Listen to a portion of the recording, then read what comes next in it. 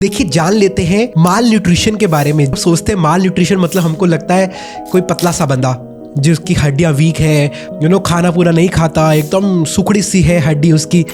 देखिए, माल न्यूट्रिशन की दो कैटेगरीज होती हैं। इसी माल न्यूट्रिशन में आता है अंडरवेट, इसी माल न्यूट्रिशन में आता है ओवरवेट। सो अगर आप ओवरवेट कैटेगरी में है, ओबीस कैटेगरी में है, फिर भी आपको माल नरिश्ड कहा जाएगा। माल नरिश्ड होता है वो पर्सन जो नरिशमेंट से या तो कम है या तो ज्यादा है। तो आप देखिए आप किस कैटेगरी में आते हैं। आप माल नरिश्ड ओबीस कैटेगरी में आते हैं, जब माल नरिश्ड ओवरवेट कैटेगरी में आते हैं, जब माल नरिश्ड अंडरवेट कैटेगरी में आते हैं। जब आप नॉर्मल है, आपका नरिशमेंट होलिस्टिक है, आप ना तो ऊपर आते हैं ना तो नीचे आते हैं। सो अगर आप ओबीस है, आप अपने आप को माल नरिश्ड बोल सकते हैं। अगर आप अंडरवेट है, आप फिर भी अपने आप को माल नरिश्ड बोल सकते हैं। मैं आपको ये क्यों बोल रहा हूँ, ये बड़ा अजीब लगेगा आपको सुन के, सर आप ऐसा क्यों बोल रहे हैं हमें। देखिए, स्वीकार करना बहुत जरूरी है। हम स्वीकार नहीं करेंगे तो हमें कोई मोटिवेशन नहीं मिलेगी अपने ऊपर काम करने की। So first accept if you are malnourished, tell yourself I am malnourished and I have to become normal. I have to be nourished, not malnourished. Work on yourself. All the best. I am there to help you out. Namaste.